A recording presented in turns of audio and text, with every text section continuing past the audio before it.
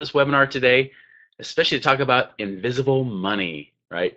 Now, I'm not talking about being Houdini or anything like that. This is not a magic trick, nothing corny like that. We're going to talk about where money is hidden that you may not know. Where's those hidden resources you may not be able to find? This is something that I've been able to have not only a lot of personal experience myself, having come from where I've come from, this has helped several of my clients, even hundreds of my clients, free up on average $33,000 a year. And that's in the first year alone. Sometimes that's even more so year after year. And so this is something that's absolutely critical. And especially this is for you if you feel like maybe you're not sure if you have potential, or maybe you do know you have potential, but you have no clue what to do with it, how to create more with it. This is exactly for you. And so this is why we're talking about the invisible money, because most people don't realize that money's right underneath your own nose.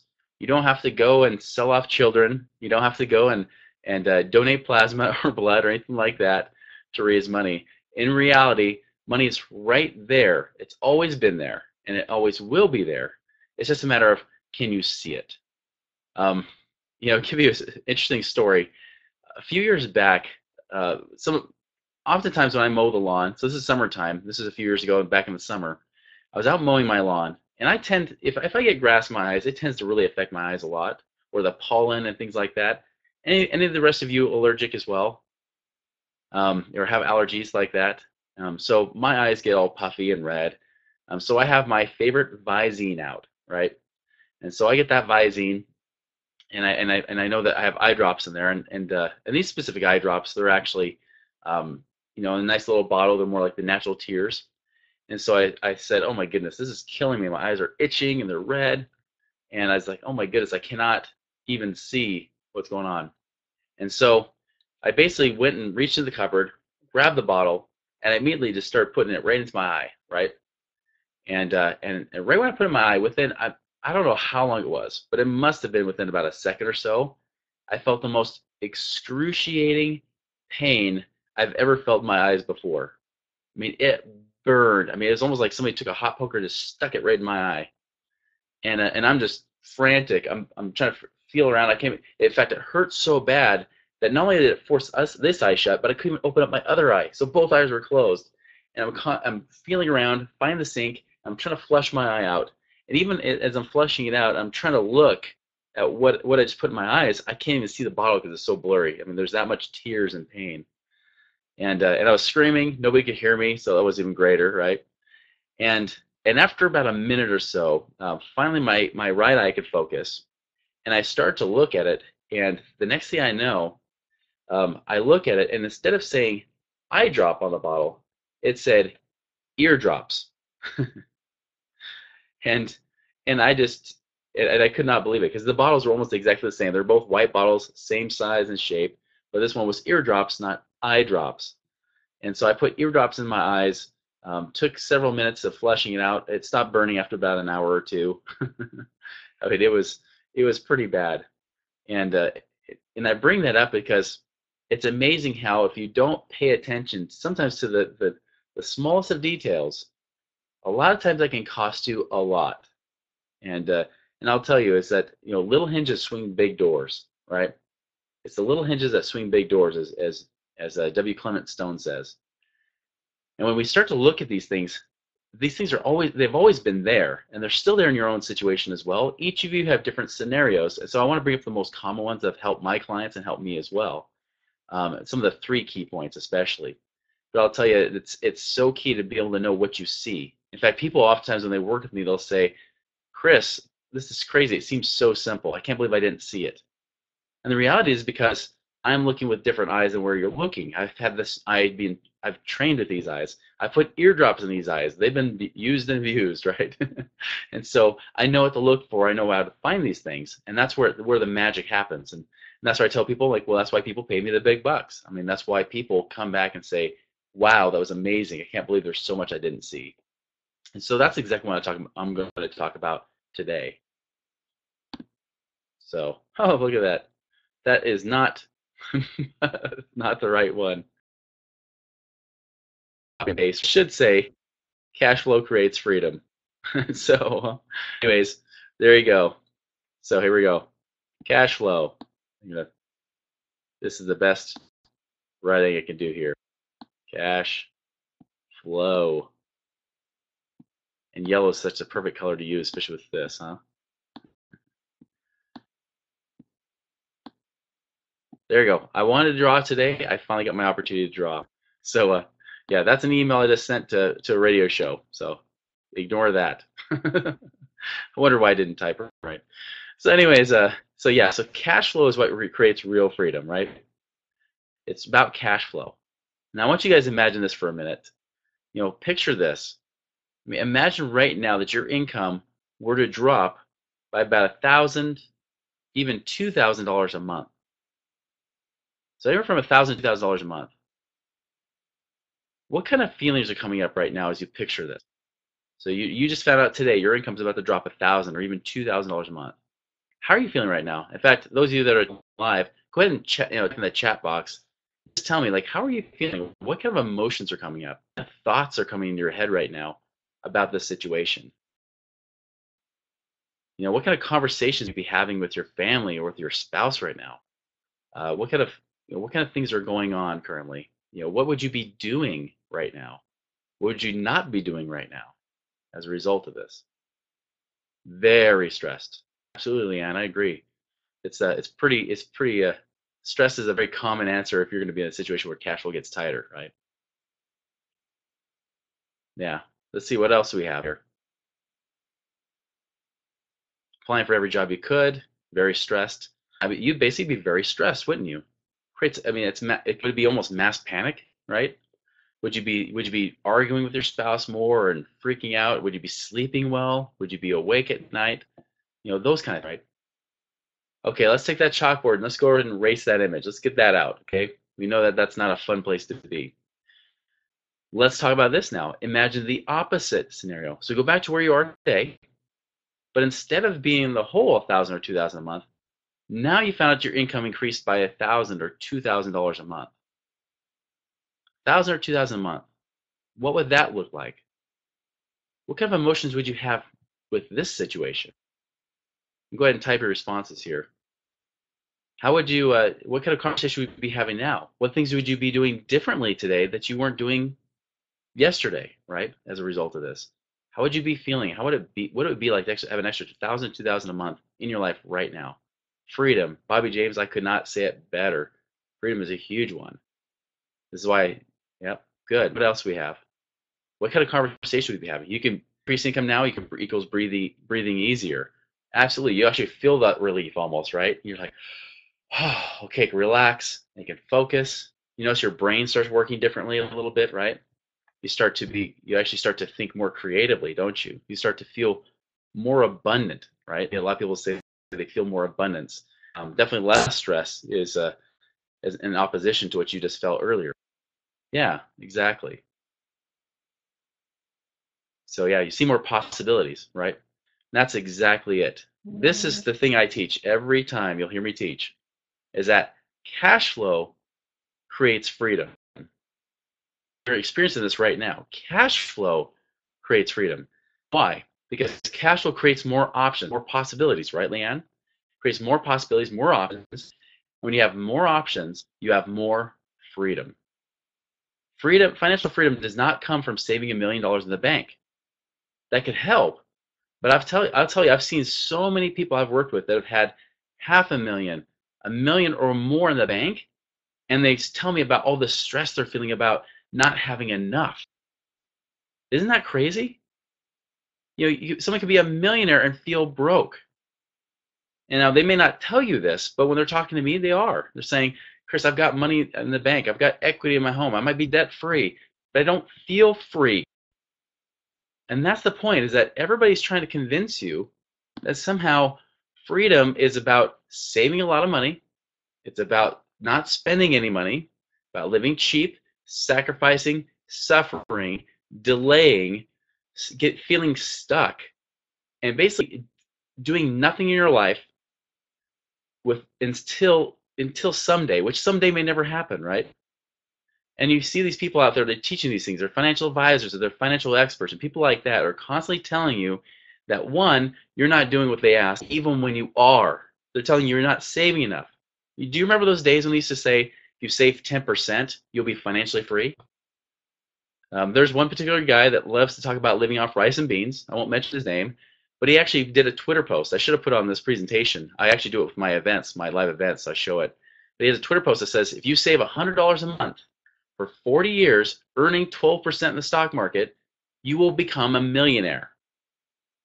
Now, first off, the numbers are actually wrong. You weren't quite at a millionaire even with those numbers. I thought that was kind of funny. Secondly, markets don't earn 12%, never have for a consistent period of time, and they never will. And then third is that you're also not predicting the fact that in 40 years, what will inflation look like then? And so you've been taught to save 10% or $100 a month. And by the way, I used to teach that too. I used to be that broke financial advisor, and I say broke mentally speaking especially, where I would tell you out of scarcity that you had to scrimp and save and delay and suffer and sacrifice so that someday, finally, when you're maybe 65 or so, you're financially free. And Melissa, you hit it right on the head. The problem is with that is that you could be dead in 40 years or less, much less than 40 years, right? And some of you probably listen to this right now don't have 40 years. You don't want to wait 40 years. You want it to happen right now. So here's the good news. You don't have to do that because I did that for 4 years, taught financial advisor for 4 years. I was a big fan of living off rice and beans. I used to teach that a lot. I used to be a big fan of saving and investments and saving up for the long haul, which may never occur. And I'll tell you one thing I learned very quickly is that it doesn't work.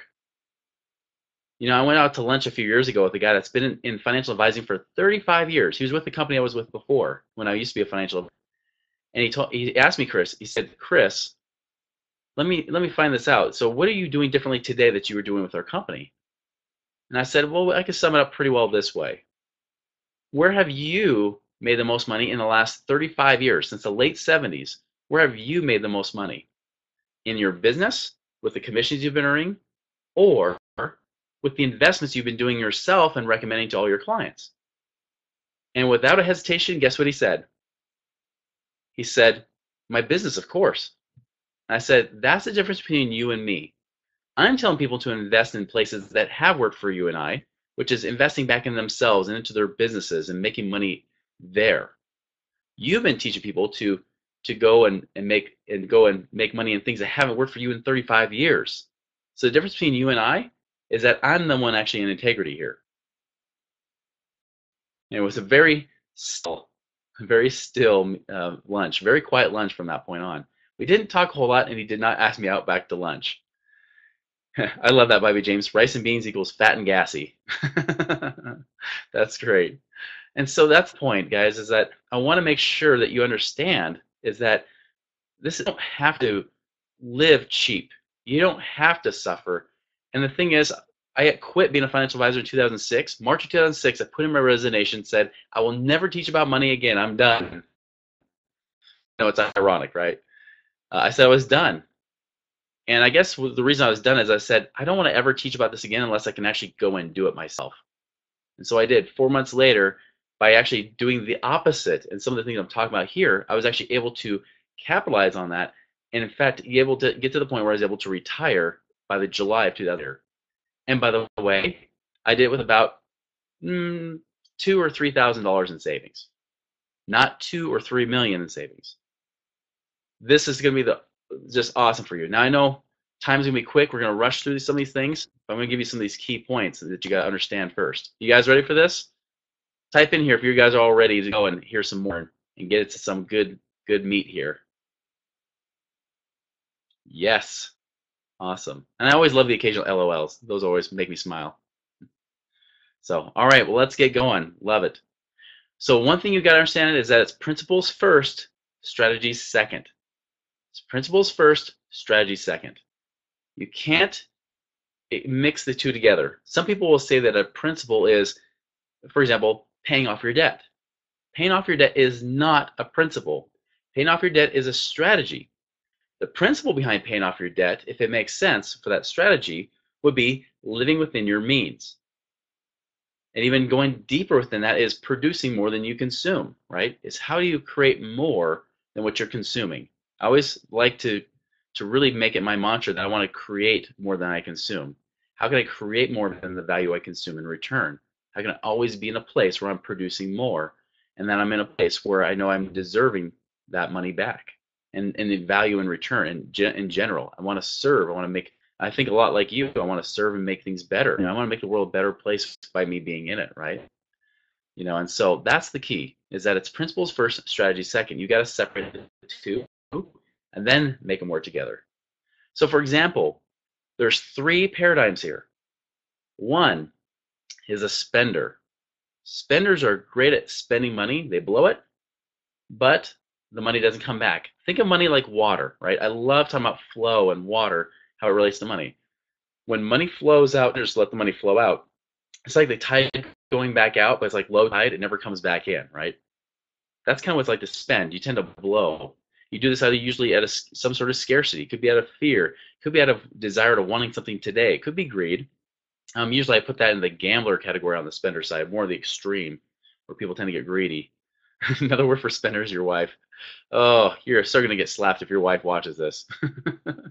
And so that's funny, Bobby. But yeah, spender, I mean, money goes out but doesn't come back, right? That's oftentimes, I see a lot of spenders a lot of times for a couple reasons. One is they feel like if they don't spend money that they enjoy today, it'll get spent on things they don't enjoy.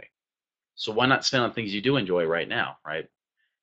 Other reasons are if they had a saver or even a hoarder parent that gave them nothing growing up. They were so cheap that they saw none of the benefits of growing up, none of that actual benefit of today. Then they vow as adults that they will never be that way and then become spenders. And so I do have a special place in my heart because spenders, although it's not having money flow back very easily, I'll tell you, and you'll see this in a minute, how close they are to actually making it work right. Now on the flip side, there's savers. Savers also operate out of fear. In fact, fear is really their mantra. You can never pay off fast enough. You can never save enough. You always have to save and save and save and hoard and hoard. And this is where a lot of people tend to follow financial advice given from these kind of people in the media, right? People in the media, when they talk about finances, are almost always coming from a saver paradigm. But wouldn't it be funny if there was a spender paradigm? Somebody was a spender teaching you how to deal with money. They're like, yeah, blow it, go for it, right? It'd be pretty entertaining. Nobody should ever follow their advice, but it'd be very entertaining. Well, saver perspectives aren't much different. I mean, they're great that they're able to be wise. They're willing to think about their money, but unfortunately, the money stops there. So money flows in, using this water example again, right? Money will flow in, but money doesn't flow back out. And so think of like a lake, a lake that doesn't ever have an outlet. It just sits there like a pond. Think of all the algae and the scum and everything that's there. The Great Salt Lake is another great example. I remember flying to Utah for the very first time and I thought, ooh, this is going to be a beautiful big lake called the Great Salt Lake. And I saw it and I said, ew, that's kind of gross. And so when water accumulates and stagnates, it doesn't move. There's no life around it. But when you have money flowing in, out and in, out and in, money's flowing back and forth, much like a river. Think of like the Mississippi or the Nile or the Amazon. Think of the life created, the lushness and the abundance that's created around it. That is what a steward does. See, a steward takes the best of the spender and the saver and puts them together in one. So to give you an example, spenders are really good at letting money go, but they're not good at having it come back. They don't use it productively in a way where it does come back. Savers, they don't ever let it go. They hold on to it with an iron grip.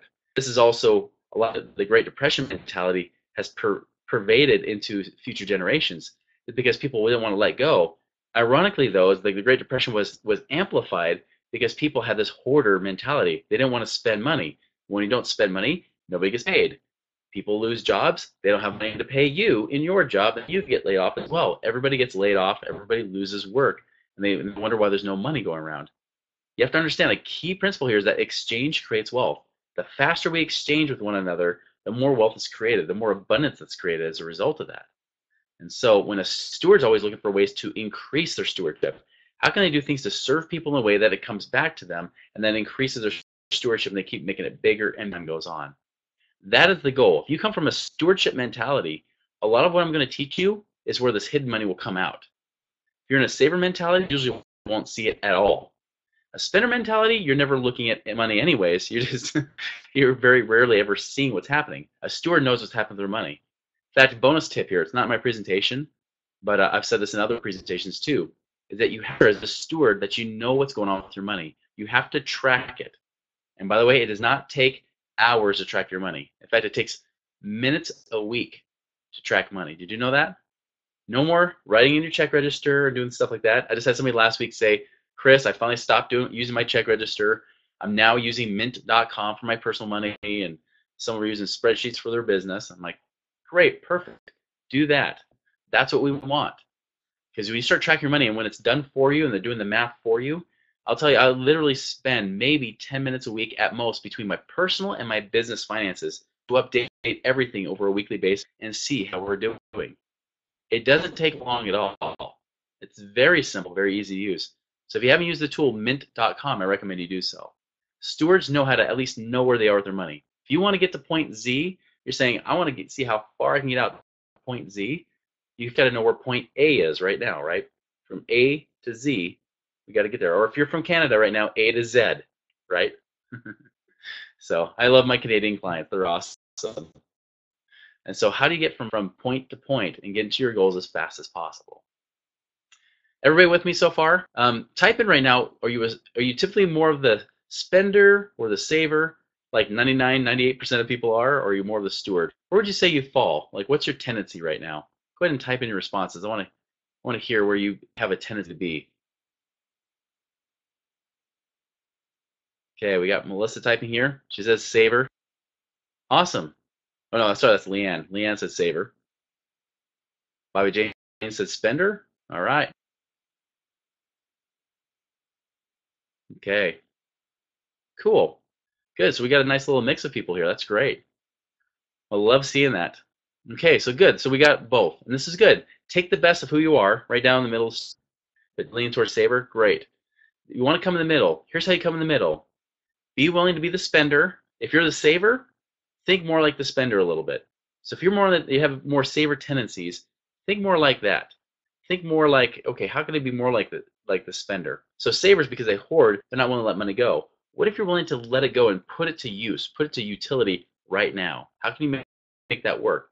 Now you might need education for that, and that's great, and I'll talk about that later on too. But how do we make that work, right? So that's the key. If you're more on the spender side, you need to think more like a saver. Regardless of your income, still think of, okay, how can I make this more? How can I be more wise? How can I slow down? See, because stewards are actually willing to think about what's going to be productive. Spenders tend to do it and they don't think as much about what they're doing and they just kind of react. We want to be in a proactive state. We want to be in a place of creation here. And so that's going to be a key.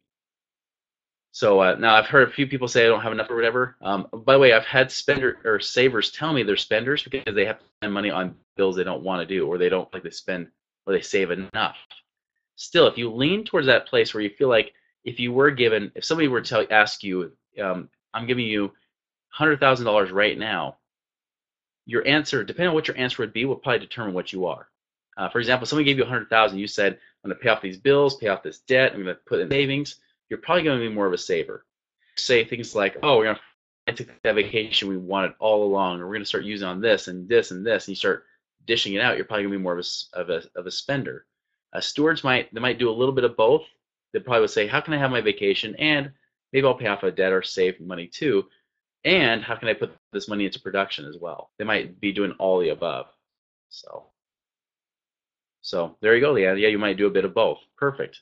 And so great way to gauge that, and good thing to ponder on this just today. All right, so there's going to be 3 key strategies I'm going to talk about here today. These are the 3 main areas that I've seen, especially in the last few weeks, that help people free up a ton of money, and it's possible. One scenario I'll tell you about, they actually had, they've had decent amount of debt, but not a lot.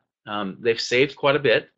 They make great money, but they've been spending money too, right? They've been doing a little both. So one couple there, we did that between taxes and working on them tracking their money, like I just explained a little bit before, and also just using their money to help free up some money and pay off some loans. We were able to free up I think that one was $39,000 a year with them. I have another client where she's with a network marketing company. She does decently well there. I mean, makes good income, has decent cash flow. Her husband works as well. They both make money, um, and they're saving really well. But they have a lot of savings, but they're not sure how to put it to use. And I see this a lot. They have maybe a little bit of savings, but the cash flow is tight, or they've got a lot of savings and cash flow is still a little tight. And I want to address that because a lot of the potential that's here can work in both these situations.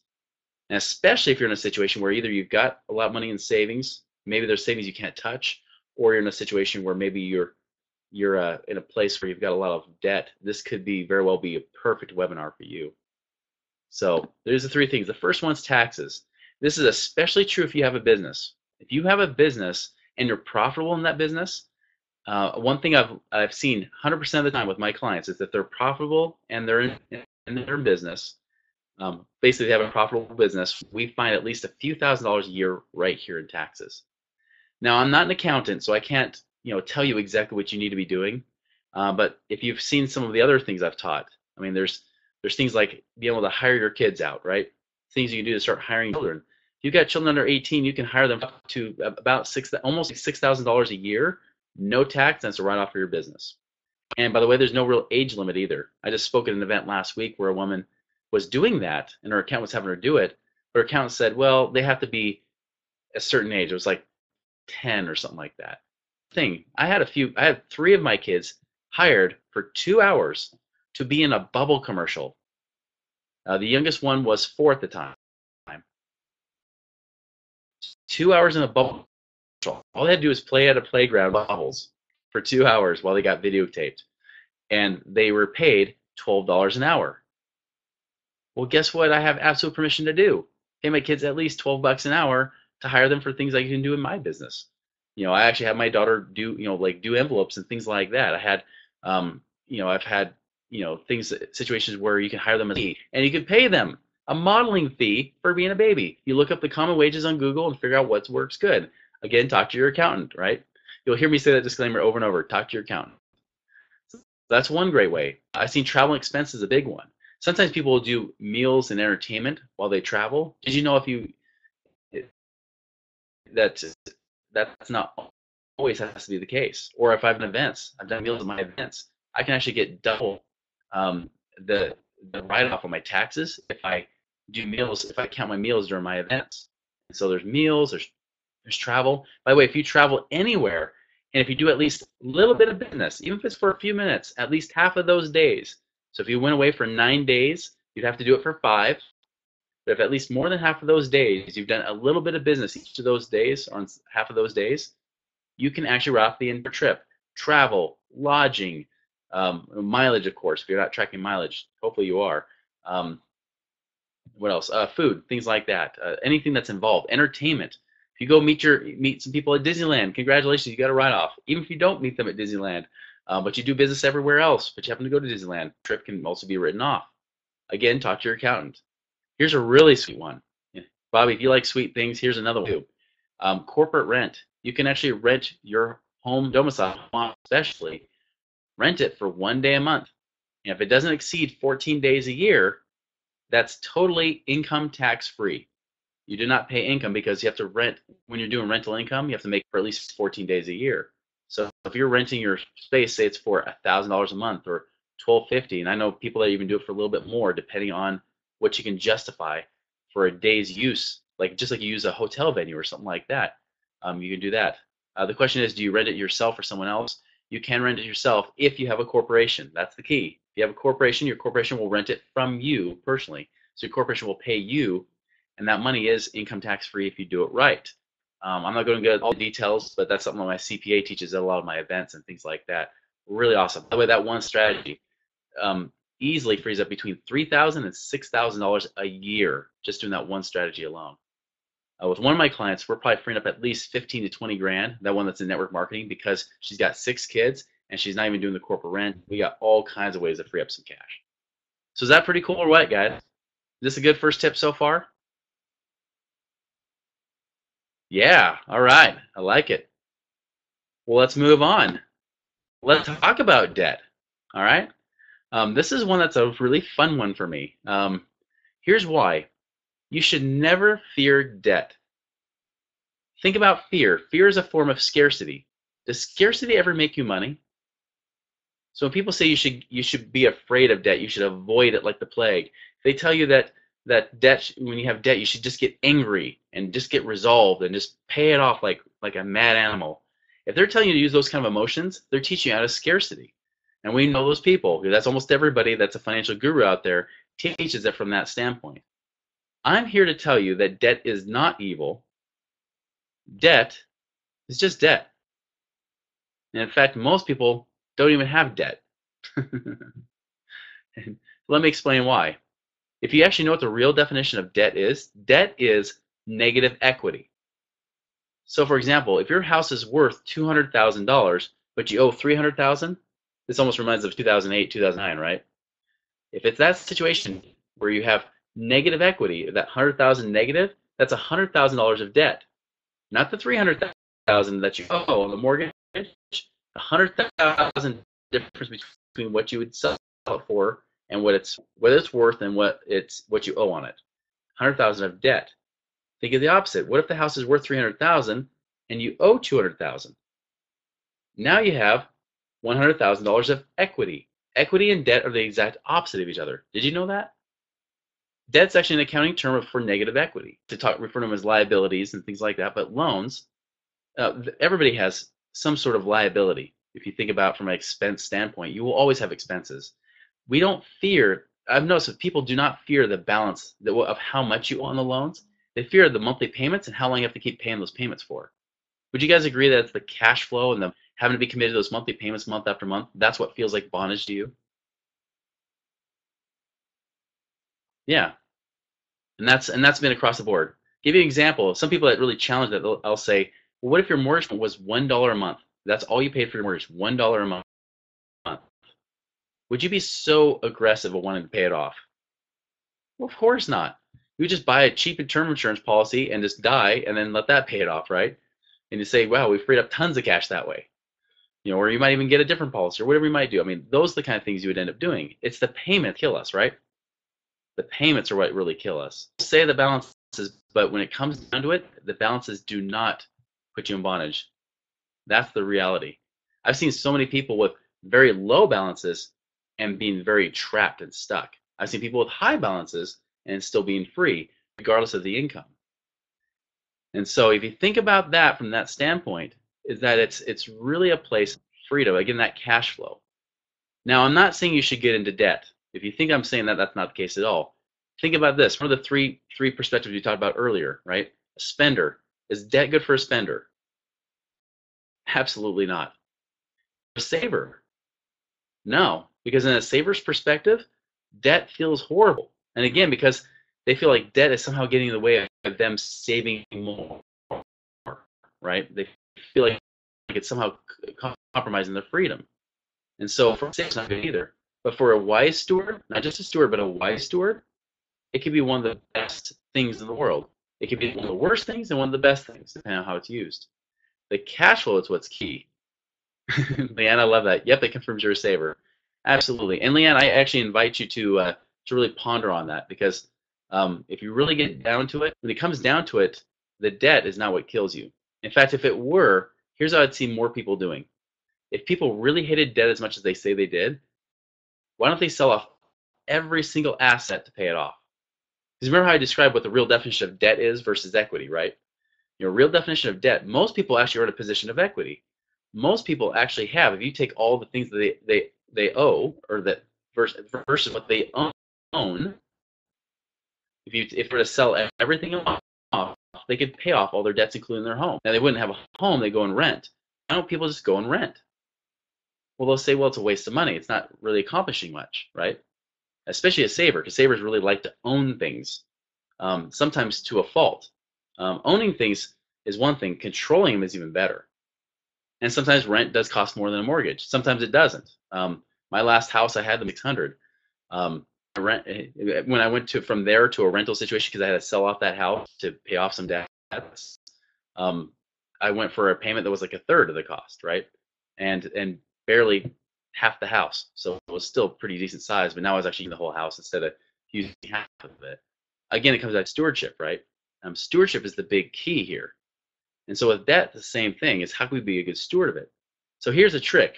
If you're going to pay off a loan, or if you're looking for loans to pay off, ignore the interest rate. Am I challenging anybody so far? Ignore the interest rate. Here's why. If you have a $10,000 loan on a credit card and a $10,000 car loan, naturally, what's somebody going to tell you to pay it off? If all you had was $10,000, what do you think they're going to tell you to pay off? Almost every time. Credit card or car? What do you guys think?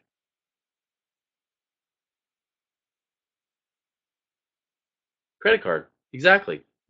Pretty simple, right? And what if that, especially if that credit card's 13%, that car loan's 4%, you would still go with the credit card.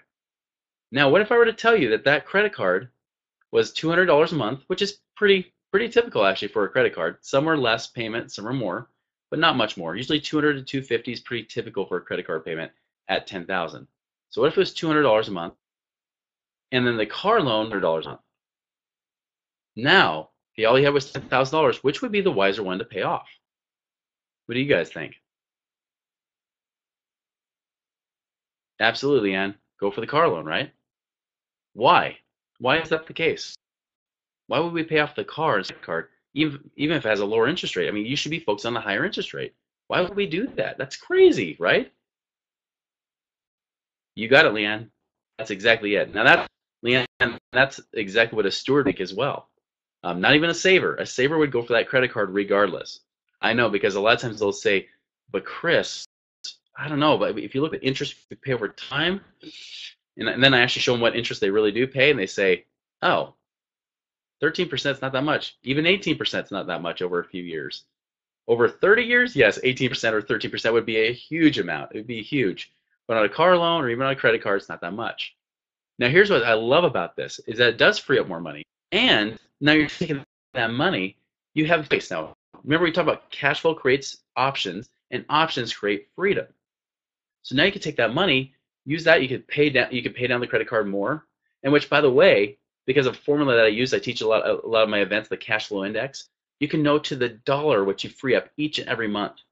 So on that credit card, I can tell you if the payment was $200 a month, you're now take $600 and put it on there, you're freed up an extra $12 plus $12 to $14 a month on that credit card every single month, just like clockwork, just like that. By the way, how do I know that debt necessarily is not a bad thing? If it were such a bad thing, why do banks have so much of it? Especially when banks do it well. Banks are the perfect examples. In fact, it's the bank that's teaching you to pay off your debt faster. Did you know that? Here's why. When you give bank an extra dollar in savings, they can loan out $10. So every dollar you give them, they can legally loan out $10. Some banks have been given approval up to $40. Fannie Mae, Freddie Mac was $100, and that's why they got in trouble. Some of those got bailed out because they were too much leveraged, right? They were over leveraged. But banks, they're taking that money and they're using it. They're actually taking your money. In fact, if debt were so bad, they would never take a dollar in savings, because every bit of money you give them in savings, they're paying interest on. You don't see them calling you up and say, hey, I just hate being in debt. I mean, do you know how much interest we're going to pay you over your lifetime? It's horrible. Here, take your money back out of savings. We don't want it. We want to be debt free. Have you ever heard a bank say that? Of course not, because they know how to be a wise steward of that money and make more with it. Most banks do. Not the few that you hear about in the news, but most banks do. And so they're taking that money, they're using it and putting it to use, right? And so, yeah, I mean, they're looking at cash flow too. And by the way, when they look at you for being a risky financial situation, they could care less about your credit score if your debt to income ratios are high, meaning that your debt is high compared to your income. So getting a 10 or 15-year mortgage in a bank's eyes is risky. Now, not for them, for the one that owns the loan, they'll be like, okay, cool. As long as you have a lot of savings and you can still meet those guidelines, we're okay with it. But a lot of times they'll see people will say, hey, I've got high debt payments, I'm aggressively paying it off. And then the bank will say, your debt to income ratio is too high. You have too high of committed monthly payments compared to your income. We don't want to give you the loan, even if it will help. So banks, they're obviously looking at you and you as being a risk. If you have high payments to your income, that's risky. This is why I tell people, let's get the lowest payments possible. So let's pay off the ones that have the highest payment for the lowest balance. So just like with that car loan, hey, if it's going to free up $600 a month, $1,000, I'd much rather invest that money there and make really a 72% rate of return on my money because that's $7,200 a year you free up, and have that option of freedom to be able to save it, to be able to invest it, to be able to put it in your business, to be able to put it and pay it off on a credit card. Wherever it makes the most sense, that's where you put it. And so when I use like this cash flow index, it's pretty awesome. Yes, if you don't need a loan, isn't that just a liability? Absolutely, Carla. Yeah, if you don't, here's the thing is, again, as a steward, you're looking to increase, right? If you're just getting a loan for the sake of getting a loan, what's the purpose, right? There has to be a reason or a purpose behind it. So yes, very good point. Glad you brought that up, Carla. Now, let's talk about your house, because house is a little bit different of an animal, right? A lot of people look at their home, and this is like the big one that they ultimately want to pay off in the end. Everybody's like, I got to get debt free here. Again, like I said, if you really wanted to be truly debt free, if debt free really was a principle, not a strategy, most people would say, let's just sell off everything, simplify my life, and just rent. And that's it. Never own a home. Because by the way, here's what happens with people that I get. I get a lot of people that come to me after they're debt free, quote unquote, and they feel stuck. They don't feel financially free, despite what radio shows will say. They'll come to me and say, Chris, okay, I have no debt, but I feel like I have no options either. I feel like I'm just stuck. Like I have to keep ever. And yeah, Bobby, basically what you're saying, rent is a debt. Here's rent, or even most loans in general have an expense to them, right? It's the expense everybody hates. Well, even if you get debt free, your house is still an expense. It's not an asset. It's an expense. It feels like a debt still because you still have to pay taxes. You still would be wise to pay insurance on that because you don't have to save up enough money to build it if something happens. You're still going to have to pay for maintenance and upkeep and everything else that you were doing before. So people will say, yes, I'm debt free, and they paid off maybe 25% of what was encumbering their payments, maybe if that. Maybe it's up to 40%, but then they still have all the money they're still spending. If you're in a saver mentality, you'll hate paying any kind of bill. And I've watched this happen in my own family's life. I watched this with my parents, and watched why they felt like they never retire because of this very reason. And so when you look at it, you're saying, well, what's the big thing? Now I've had people say with a mortgage, like you got to pay it off right away because I remember one guy said $150,000 mortgage, you'll pay $450,000 over 30 years. I heard this on an audio CD that people look at him as like the financial guru of their company, and I laugh because $150,000 mortgage, you might pay $130,000 in interest over 30 years with the way interest rates are today. You'd have to have an obscene interest rate to even pay triple of what you did. So if you have a $200,000 mortgage with about a 4.5% interest rate, you'll pay $164,000 over 30 years, paying just the minimum payments. Now, I used to be a mortgage broker. I used to teach people like, hey, you want to get rid of that? You want to get rid of that interest? Let's get rid of it as fast as possible. And we'd show them that at closing on their mortgages. I realized later that the mortgage companies want you to pay it off faster so they can take that money you pay extra to them and use it to loaning out faster. The faster they get money, the faster they can loan it out. This is why a 15-year mortgage has a lesser interest rate than a 20-year. And so they take that money and they're like, cool, I can take that and use it to pay off stuff off, and awesome, this is great. But let me pose a question. What if you could sell off all your assets, like I mentioned here, like a lot of you probably could, if you sold off all your savings and sold off your house just to be able to get debt free? What would that really do? You of course would save on the payment, right? Especially if you could pay off your house without renting. If you did have to sell a house, great. Now, if you could get rid of that payment, you would save that $164,000 over 30 years, right? If you could pay it off today, that's the most interest you could ever save on your mortgage is $164,000. That's it. Remember that number, because I want you to remember that number here.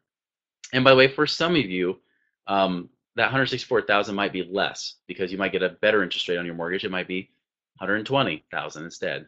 Whatever it might be, regardless, let's look at $164,000 fair amount of interest over 30 years. But what if instead you took that $200,000 and you did save it? What if you didn't pay off your mortgage? What if you just can pay the minimum payments instead of paying it all off, saving that $164,000 interest over 30 years? And what if you said, I'm just gonna go and save it somewhere. Just put it away, put that $200,000 I could have used to pay off my house and save it and let it grow and compound. And let's just say that you only earned 3.5% interest on that money. So remember, you're paying 4.5% on your mortgage, and you're only earning 3.5%. So you're actually in the whole 1%. If you guys were to just guess a number here and type this in, what do you think is the total amount of interest you'll earn over 30 years of that $200,000 at just 3.5% interest. So 200,000 on mortgage, you pay 164,000. So what do you think you'd make on 3.5%? And you can be exact or you just ballpark it. What do you guys think?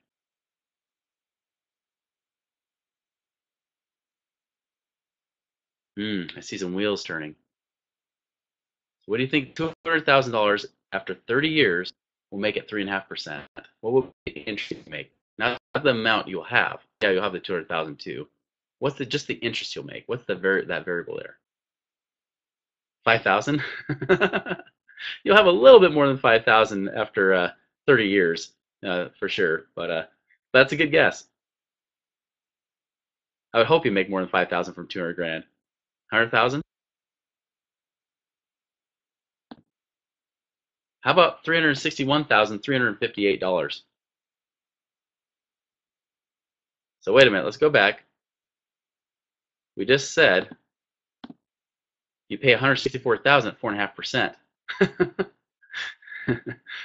But at 3.5%, you earned 361,000. Why do you think you earned really more than double of a rate that's higher? What do you guys think? Why is that? How is that even possible? That you can earn a less interest rate but then double than what you pay on the mortgage. And by the way, if you were stumped like I was when I first learned this, good.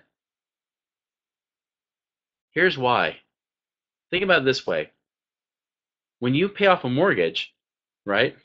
I know that is funny, huh? Yeah, when you mortgage, when you're paying it down, you notice it's going down over time, right? The interest being charged the mortgage decreases over time. Or if you think about it this way, your payment, when you do payment, more and more is going to principal versus interest, right? You're seeing the interest go down and the principal go up that you're paying, right? So really, it's not a true interest rate. It's a simple interest is how that's charged. When it comes to saving money, think of that 200,000. When you earn 3.5% on 200,000, you made about $7,000 that first year. So now you have 207,000. That's now 3.5%. Now you're like at 3550 or something, and now you're at 210,000. Now it's like at 3,600 you're earning, and so on and so forth. And so it grows and compounds like a big snowball. You guys ever heard of compound interest? Yeah, that is the difference. One is compound interest, the other is simple interest. They're not the same. This blew my mind. I actually learned this in 2009. I learned, and I was blown because I thought, wait a minute. So you're saying, and actually somebody's teaching me this with how they do bank with life insurance and things like this could work for the mortgage, this could work for any loan. And I thought, oh my goodness, this is crazy. And then I thought, well, what would happen if I earned 4.5%? Guess what 4.5% is? This is just the interest. This is not total balance. You actually have 200,000 more than this. So you have $750,000 and a paid off house in 30 years.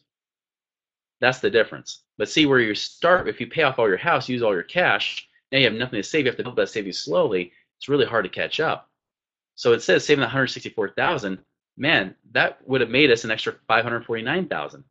So right there, even if you earn the same interest rate as your home loan, if you just took that money and didn't pay it off, you paid your minimum payments and then saved it and just let the house pay itself off naturally, you would not only have a paid off house in 30 years, but you would have an extra almost $400,000 if you earned just 4.5%.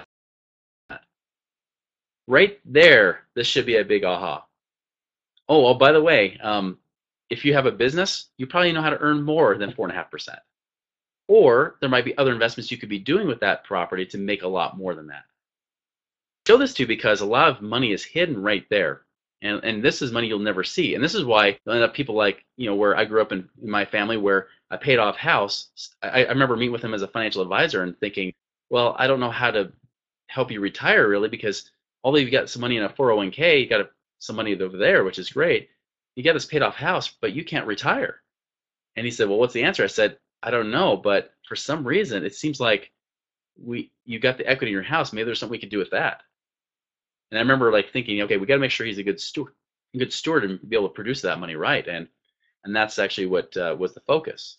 And when I first learned this is back in 2006, this blew my mind because I had equity in my house, but it was like, don't ever touch it. Bad, right? What if I could use that money to make more money? What if I could use that money to pay off loans? And so I've had a lot of people consolidate and pay off loans as long as they're a good steward. and they know how to take that difference and save it and use it more productively or put it in their business or invest it, they can make more with it. Does this make sense? Can you see how this is not like a risky thing if you're a good steward?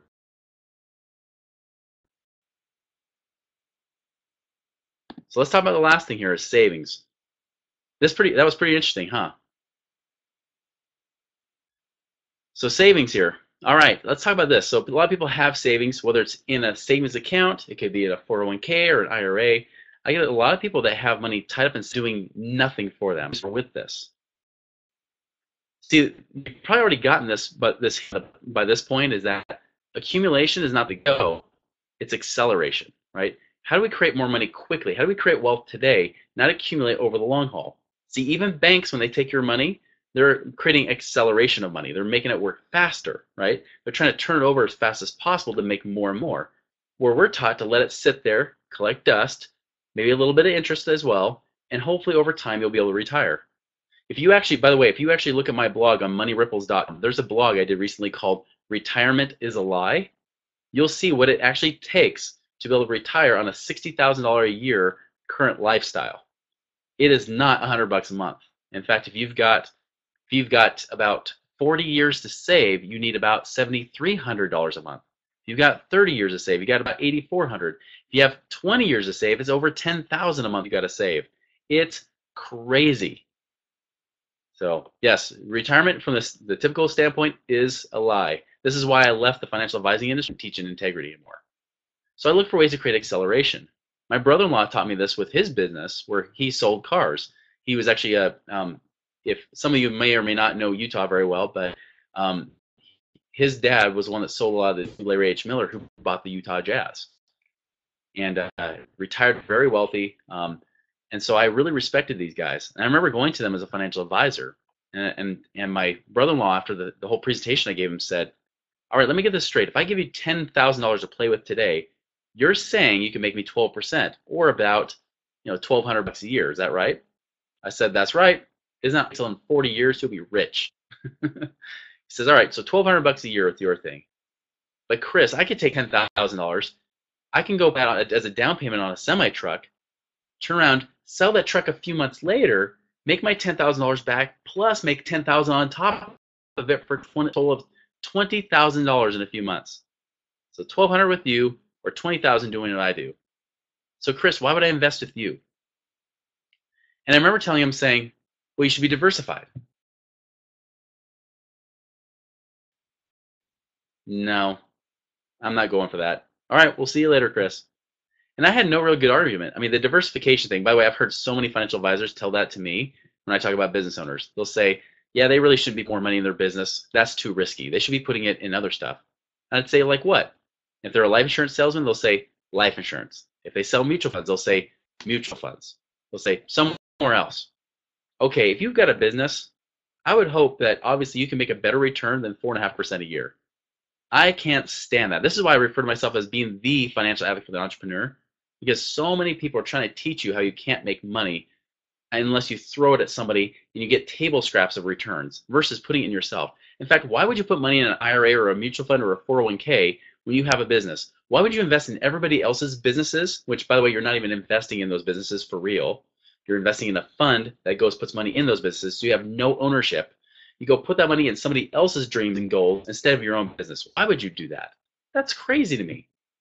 And so that's why we got to make sure how we create more acceleration. So yeah, if you could put in your business, if you could take that same $10,000 you could pay off your credit card with. If it's only $200 a month, but you could take $10,000 and make $1,000 a month with it in your business, or even $500 a month in your business, maybe that's the best use of it, not paying off the credit card. Maybe you let the money that you gain from that then turn around and put that on the credit card, so you're making money in two places.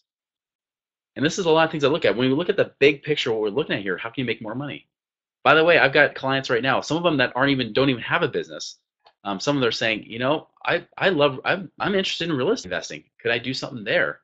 I have one client where he's got about 300,000 IRA, and he's saying, yeah, can I do something with this? And so far we've used about 90,000 of it. That's it.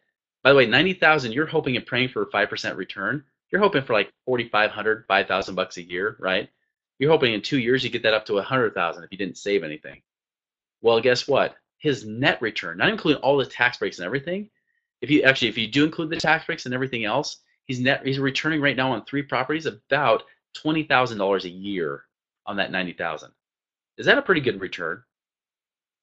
Now, granted, this is case by case, but can you see my point here is like that's acceleration. And by the way, it's cash flow coming in too. It's not just letting it sit and grow an account. Some people will say, "Oh, this last couple of years have been awesome in the stock market." Well, of course it has. It had a horrible years, and then it finally had years where it came back up and it got to a new high. Congratulations. But guess what? What happens when it goes down again?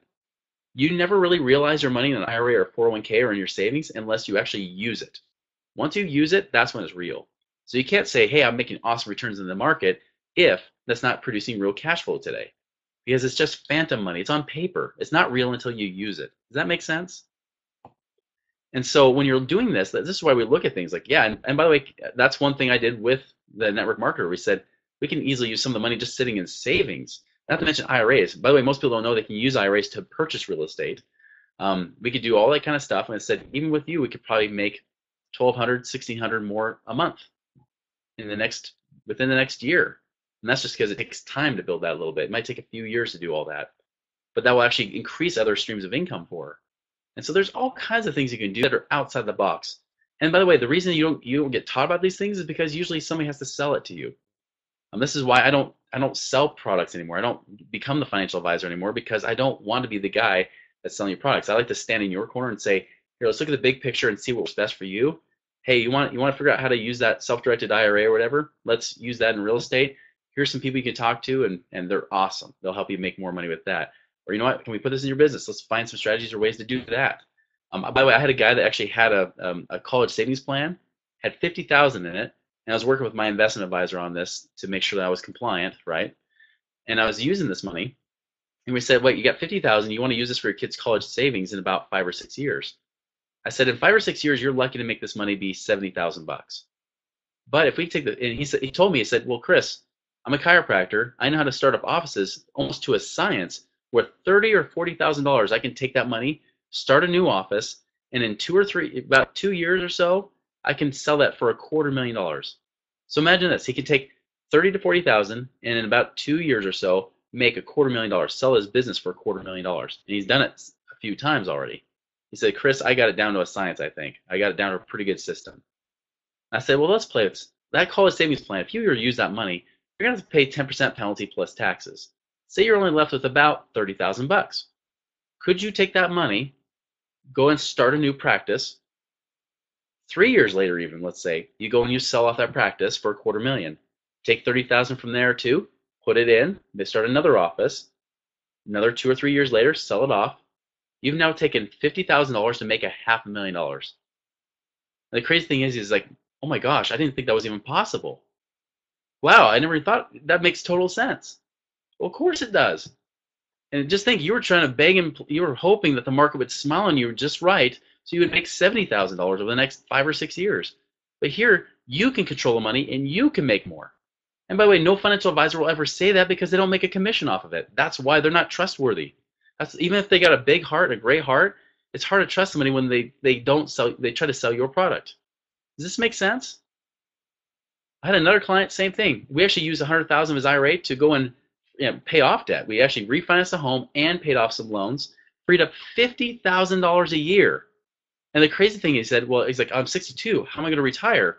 I have $500,000, but if I use all that money to pay off my loans and refinance, how am I going to retire?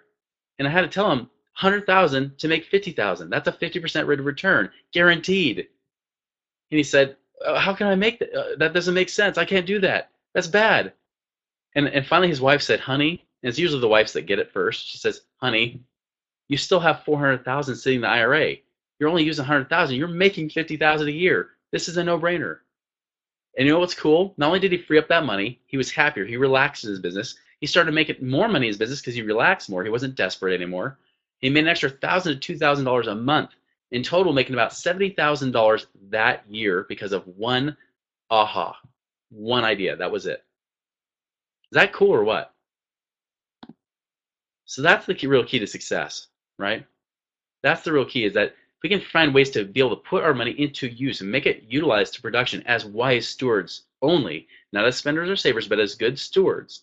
If you know how to do that right, it's awesome. And I'll tell you, I've had lots of great people and clients that have done great things. I mean, I've mentioned a lot of those stories. I'm actually getting one of those people to write me a testimonial here in the next few days, hopefully, about how they freed up 39,000 in 6 weeks, which was awesome. I've had other clients that have just seen awesome results and seen some really good things happen as well. So here's how you can actually do this. Here's what I invite you guys to do is I've got my Wealth Empowerment Intensive coming up in 2 weeks. Now, if that's too soon, if you got conflict, don't worry. We got one in January as well. And by the way, the 16th is just the evening only. 17th is all day, 9 to 6. So it's just the evening, and then it's really like a day and a third. That's it. But over these day and a third days, however you say that, I'm going to be covering 3 key things. One, how do we find and free up cash? So I haven't even mentioned a lot of the cash flow secrets and tips that I talk about. So that's a big one right there. 2, how do you make sure you keep your money? How do you protect yourself and make sure that you don't lose what you get, especially if you're going to be a wise steward? And then 3, how do you make sure you make more money? Could be in investing, could be in your business, but how do we make more? Because it's not about what you make, it's what you keep, and then make on top of it that creates freedom and makes massive results. And this is where I really teach you how, in depth, how a lot of my clients have freed up on average $33,000 the first year alone. Some a lot more, some have been in the hundreds of thousands, some have been in 5 or 10,000. That's it. But that's the big thing, is that it's huge for you. Here's what's even better. I mean, this thing, I mean, really, the results, it's about more money and cash flow today, more peace of mind, more confidence, getting on the same page with your spouse or your partner. How big is that? And like many of you said, less stress and a better quality of life. So you can have your cake and eat it too. You can still enjoy life today, but have more in the future too. How would that be? That'd be pretty awesome. So the intensive is $997 per couple. That's the price it just is going up to this weekend. However, I'm keeping the early bird pricing open for a few more days. And if you use the code SPECIAL, and I don't mean Special Olympics special, I mean because you guys are special, but if you use the code SPECIAL by this weekend, by this Saturday, it's only $147 a couple. For an individual, it's $97. So really, you just bring in a second person for $50. By the way, you could probably get that person if you have somebody. If you're not married, you might have a business partner or somebody else or a friend you might want to have come with you. Great. We've only got roughly about 9 seats left. That's the thing I really want to stress here. I just sold several seats this last weekend at an energy healing conference. I've got a few more seats left. I'd like to keep this small and intimate, about 30 people, because I like to be close with you. I like to be able to answer your questions and things like that, where I'm getting really into the down and dirty stuff. Really, really good stuff. And I'm actually introducing new content that my previous attendees have not seen before. So it's a real exciting time. I'm really excited about this.